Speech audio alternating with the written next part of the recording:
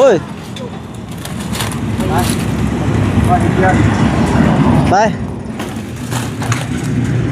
น่ะเสื้อยังเสื้อดีๆอยู่เสื้อยังดีๆดึงรถเออโอ้ยกี่คอย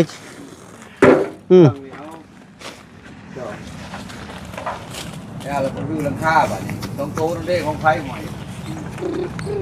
โอ้ยสำนีเบาๆหนึ่งโอ้อย่าเล่นลอยนะเฮ้ยนั่นมันบ่มีเกียร์ถอย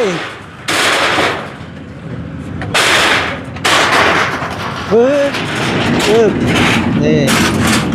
โอ้พอสร้างเวียดขัดอยู่นี่เนาะ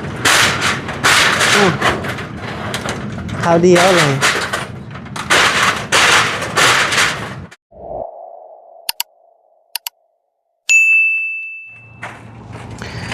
เอาพ่อแม่พี่น้องเนาะพอดีพอสร้างเพิ่นกำลังดำเนินการมั่งเพื่อนร่างเก่าน้องไฟฟ้าแล้วเด้อพ่อแม่พี่น้องเนาะ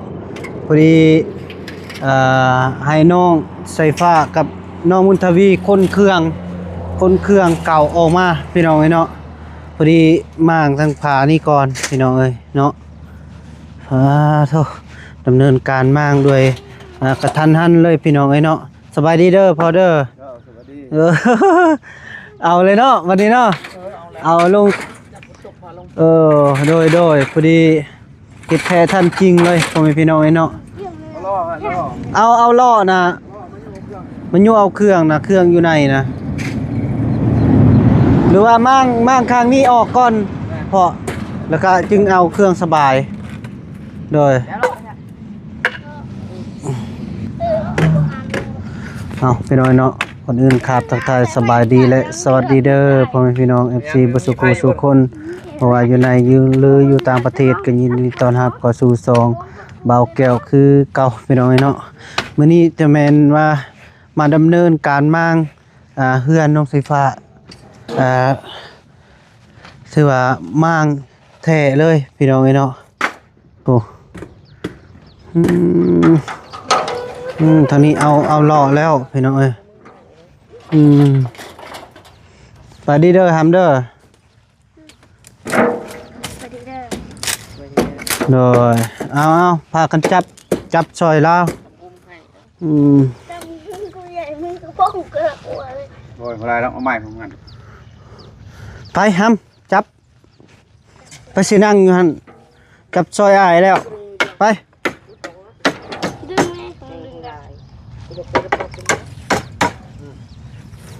รถข้างหลังรถข้างในถ่ายทางอะไรดี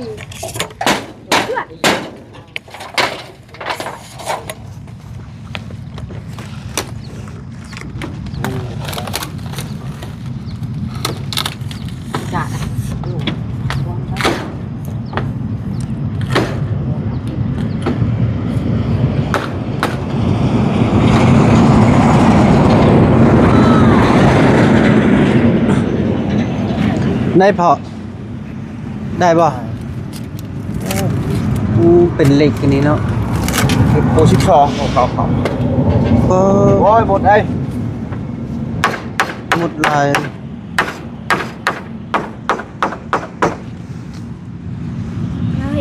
ต่อทั้งลุ่มก่อนว่า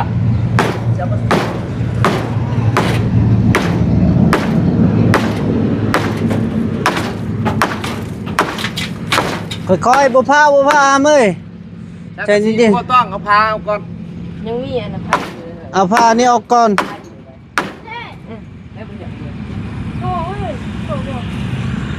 ไผ่คนบ่ไผ่เลยบ่มีนะมันเบิดแล้ว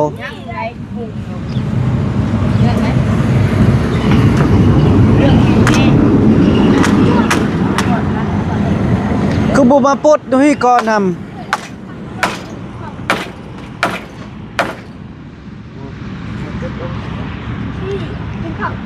ถอดมาไผ่นะถอดเลยไผ่นะถอดแล้วบ่อยากทำบุญถอดไปได้ไปโยนที่งานอันเพลงกันหรอกเพลงกันหรอก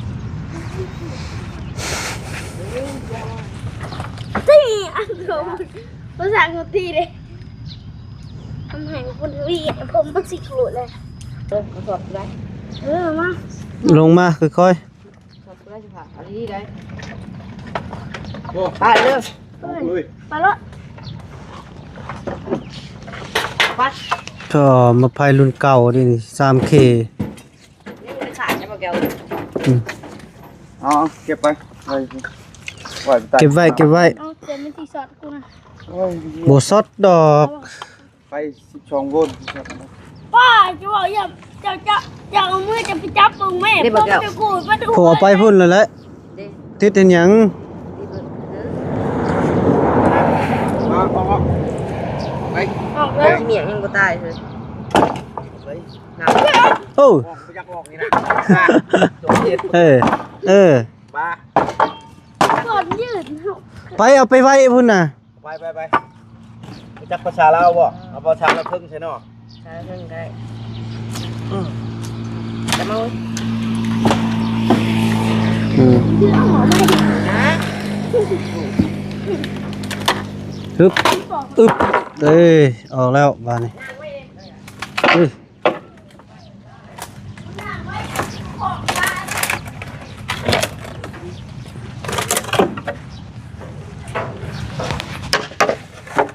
ขอนอันเดียวเขาซื้ออยู่หน้าขอนอันหนึ่งจักเขาปะอยู่ใส่คอยหากระซื้อ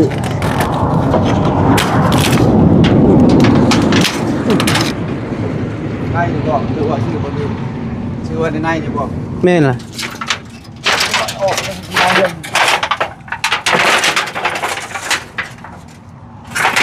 โอ้เล็กตะปูเด้อพอเด้อเฮ้ยเบิ่งเด้ออื้อ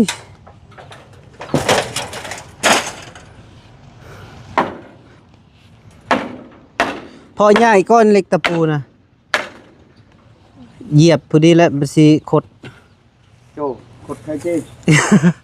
ยังบ่ได้นะ ขดละงองเลยแหละจะบ่ย่านบ่ ไปกูเหยียบขี้ไก่ใช่เนาะเหยียบขี้ไก่จิ๊กแล้วตัวขาเข้ไปรถคนละเหยียบบ่ได้เจ็บบ่ได้ปวดพอแล้ว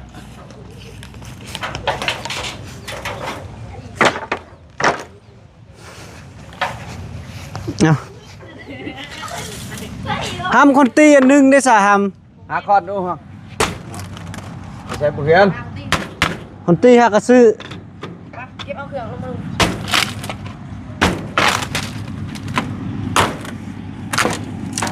งัดพากิน เดี๋ยวแกวจอบเดี๋ยวก่อน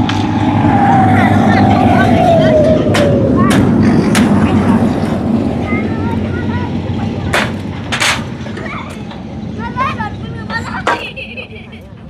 แห้งเลยแห้งมันจะสีโดดขึ้นนี่แบบนี้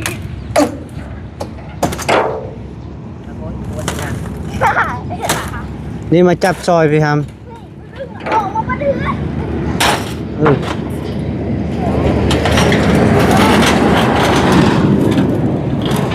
เฮ้ย ไปอีกเดือน ไป ไ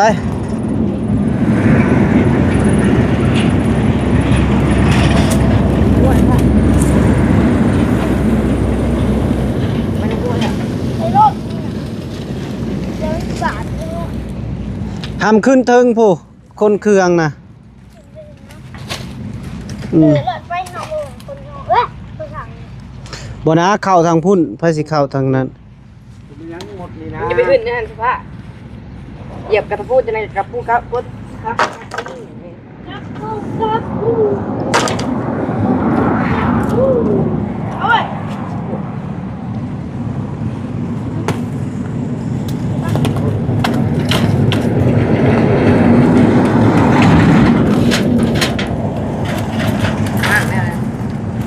เอ้ยของรั่ว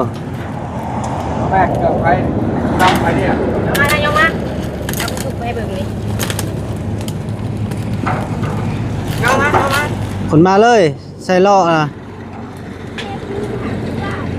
ได้ หล่อลงที่ เอามาบอยดินี่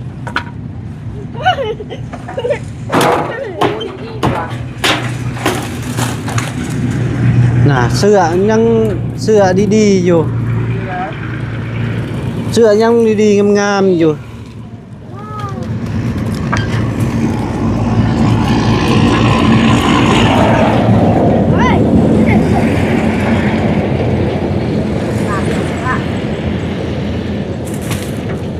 คนลงมา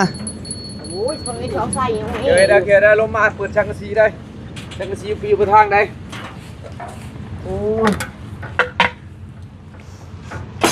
ไปไง ขายผ้าคนเครื่องของท่านเราตัวสบาย กิน บ่ ใช่ไหมโอ้โห ตู้ใหญ่คนเป็นตลอด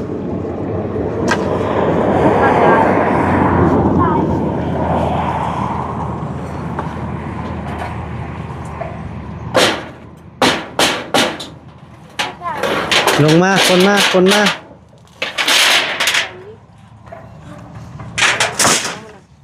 พอแล้วยุไปก่อนไป ยังทงปุ๋ยบ่ ไปไว้อยู่ห้องน้ำเด้อห้องหนึงหั่น คนอ่ะแล้วบอกแบบ ห้องอาบอ่ะ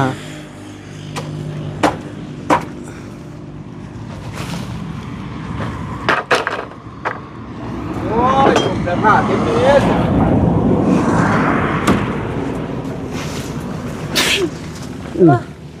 ก็บุจักสินจักแสวจักเลยนะเครื่องยังเครื่องดีๆอยู่เลย นี่มันแหละ เขาบรักษา ไปนี่ ลูกดอกเลย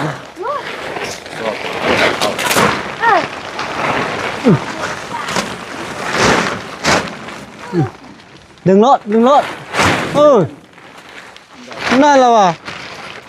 ปิดเวียกวางไว้ท่านใจเท้าไปตีศัตรูคนลงมาเก็บอยู่ลุมนี่แหละสภาพพี่น้อง อุ้ย เอาลงรถ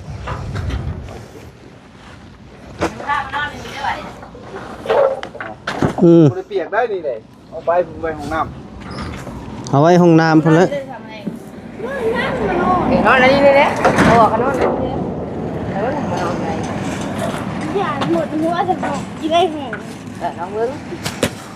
ได้กระดาษมันกระเตงมาเลย อย่าจมใจเย็น ค่อยเคร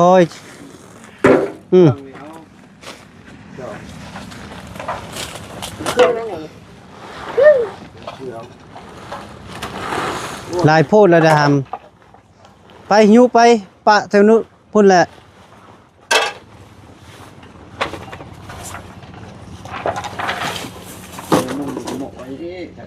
โอ้ย อะไรเงี้ย ไปเธอละน้อยเอา ไปพอละ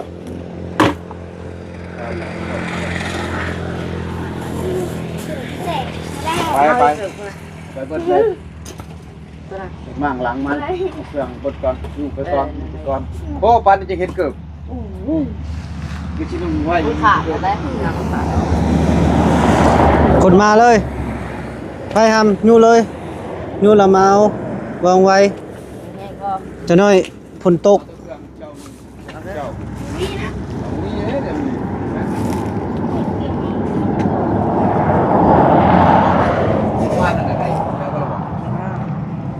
แล้วก็คือลังค่าบ่นี่ต้องโตนั่นเด้ของไผหอยมีสีผ้าเอาไปเนี่ย ไปมันนอนไม่ได้ ได้เบิดแล้วบ่บางแล้วฝนตกทำได้บ่นี่ เด้ใส่กระบุงกันเด้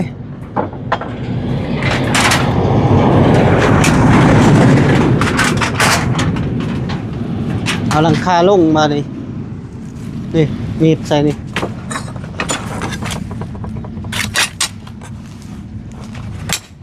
ตอนนั้นบ่มีมีดบ่มีผ้าผู้เอาไหม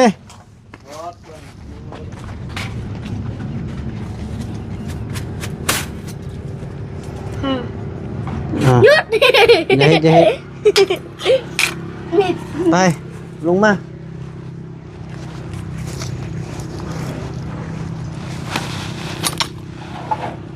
เก็บเลยเครื่องนะผู้กระสอบนะลงมา เดี๋ยวบอกเกี่ยวเดินแรงที่มานอนเดี๋ยว แล้วแต่โตอยากนอนก็นอน นอนห้องก็ขัดใจ เบ้อ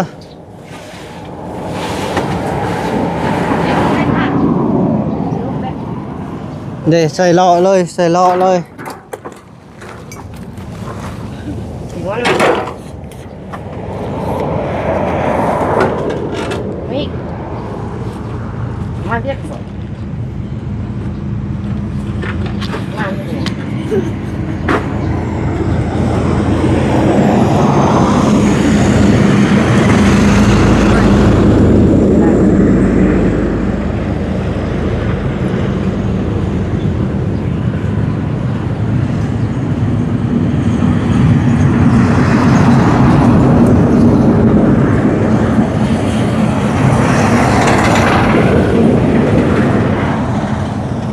จักเครื่องจักของอีหยังโอ้กระทึกอยู่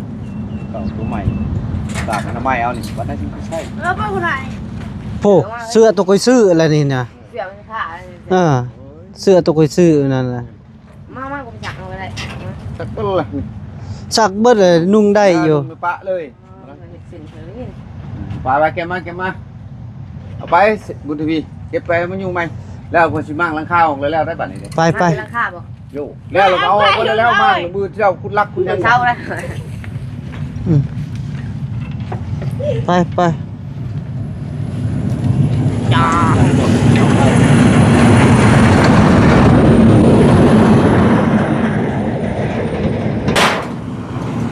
มาถ่ายเลยพี่น้องเลย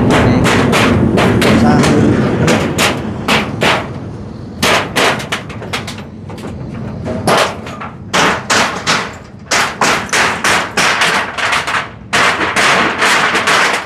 บุขึ้นทำบุขึ้น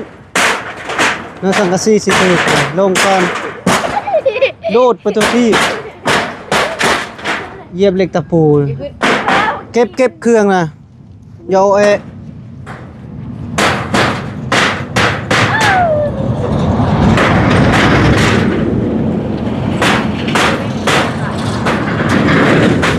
ทุบเลยนี่กระสอบนี่ฮะมึง กระสอบเลยกินเป็นกระสอบ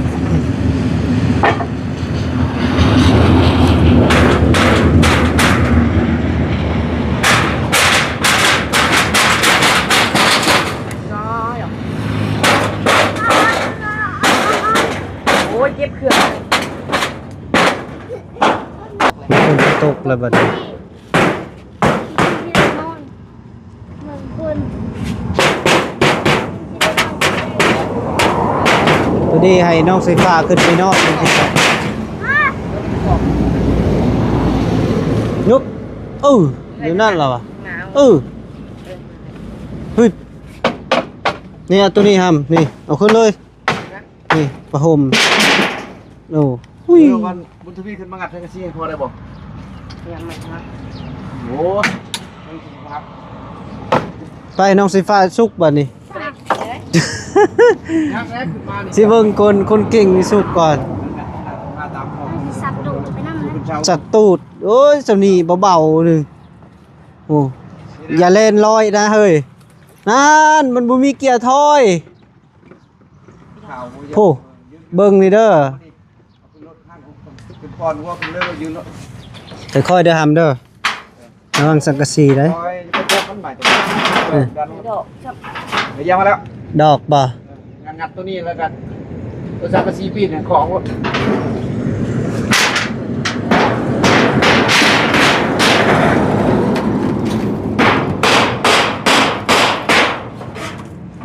ผู้ใหญ่ขึ้นบ่ได้พี่น้องเอ้ยเนาะหนักยันหักให้น้องบุญทวีเพิ่นขึ้น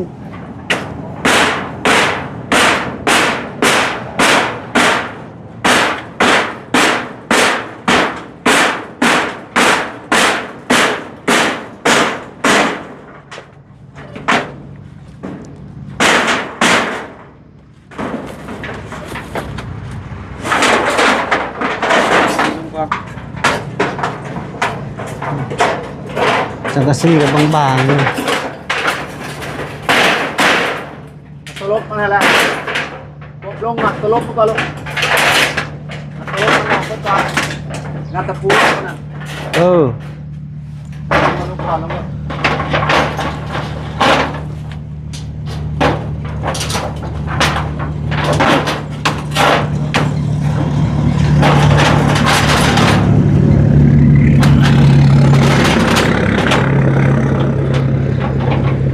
มีดผ้ากับบ่มี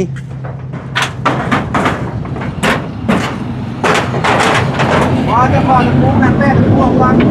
ลึกให้วางรอดสามวันน่ะอย่าลอก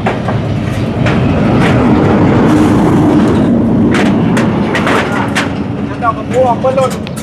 ลูกพลังเราล่ะ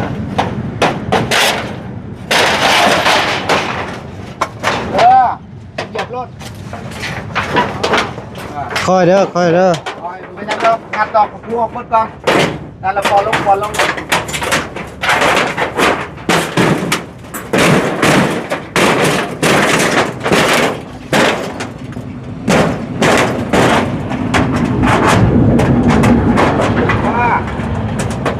กเพื่อนตอนเรื่อง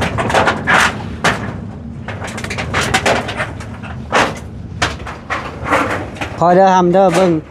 ระวังสังกะสีนะได้ทำเอ้ยปอนลงรถสังกะสีตัวนี้นะลูกยับออกห้ามนะยับออกสังกะสีมันสิลงนะยับออกโอเคเอาลงมาแล้วอึ๊บเด้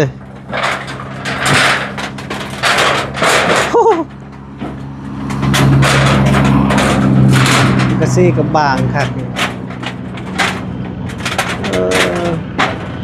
เป็นกระท่อมไก่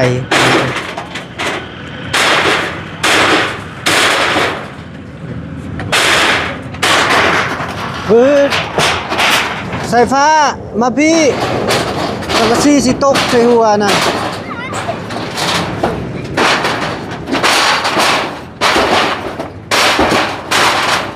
คอยเด้อ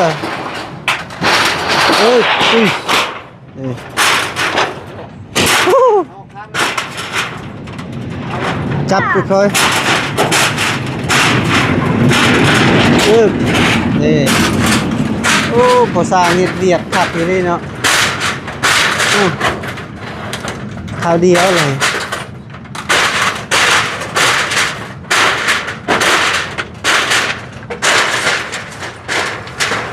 ฮึบไม่นอนหนึ่ง แนวมาแล้วเบิ่งไม้ในกระหู้แล้ว ไม่มันอยู่เลื่อน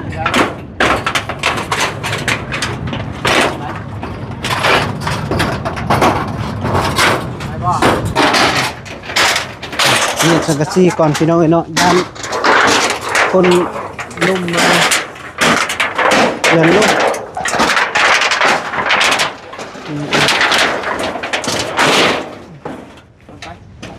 เคาะลงก่อนเคาะลงบานหนึ่งก่อน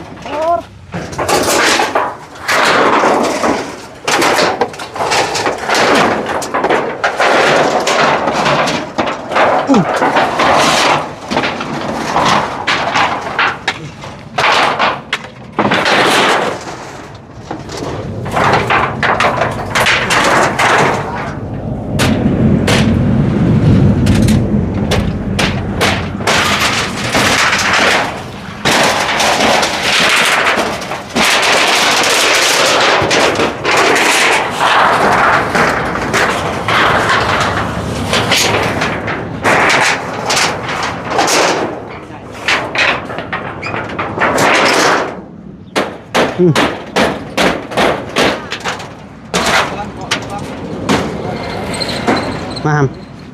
ไปเก็บสังกะสีตัวนั้นมากองบอลเดียวจะได้เอาอันติ่งเอาไม้ติ่งมันจึงบ่ปิวยันลมมาเลยเอาเบิดโลดสังกะสีกองบอลเดียวมืออื่นเขาจึงคนใหม่สีซอกบอลอันสถานที่สิคนสังกะสีไว้นี่พี่น้อย มันทางขึ้นก็แคบไงจักสิเมียนบ่ได้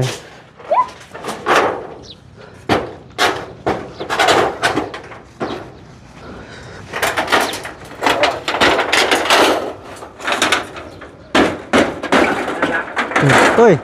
ค่อยๆทำเด้อ เอาแค่นี้เอาก่อน ไปเอาสังกะสีนะไปเอามันเบาอยู่ เดี๋ยวจะมาให้เจ้าเบิ่งปลาเชี่ยว บ่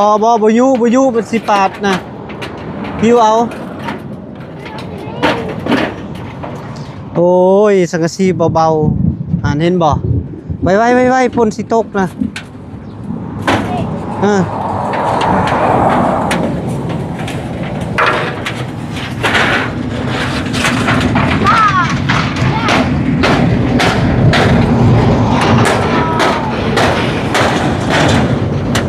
ไป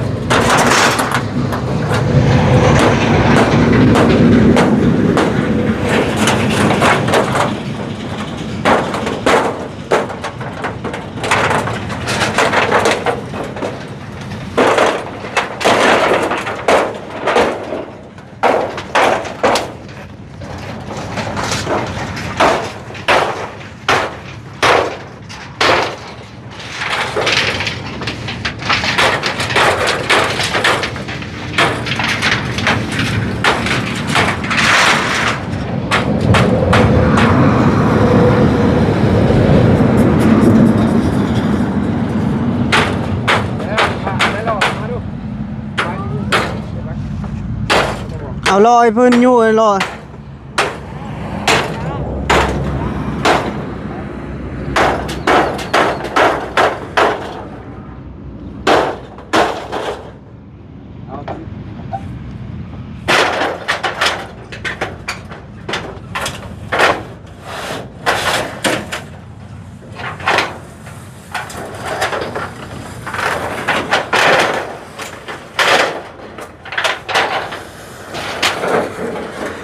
มา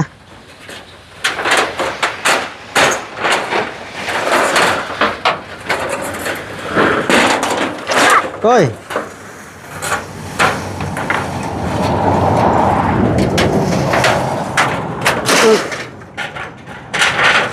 เนียนดีๆยับออกหามยับออกสังกะสีสิตก ปูมาก่อนเพิ่มตัวเองต๊อก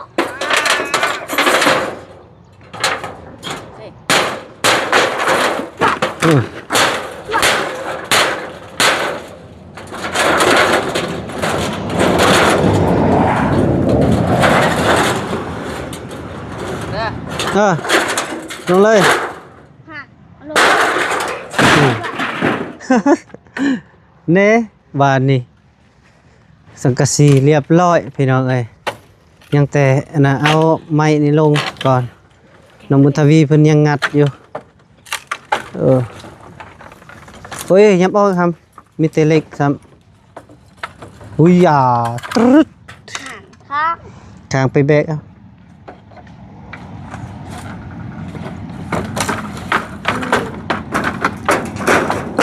โอ้ยเนาะ หักเมื่อแรกเขาสีนอนเลยฝนตกก็ได้ลิ้นน้ำ นี่ ฝน ล เล อง ย ไปใส่อีกดิเอา เก็บ เก็บเอาไว้หนาวจนมาใส่เลย บอกนะเอามาใส่ไปดี เฮ้ย ๆหวาน โอ้ย ค่อยๆค่อย คน นี่ผ่าน ๆโอ้ยคนตีใส่ผ้าที่ดิโอ้โหคนตียังดามมึงเป็นเมนีว่ะ ดามไม่ปีน ต้องเคาะใส่หัวมึงดู เยียบเลย โว้ยกินเยอะเต็มหัวไอ้เนี่ยนามาใส่ไปไปงัดหันเอาผ้าไปไม่ดิว ปัก ตอก ปัก มางลงลง กูเบี้ยตก มางข่าวบนเลยกันกูเฝ้ามางกูว่าต้นเอาข่าวบนว่า เอาไม้ข่าวออกก่อน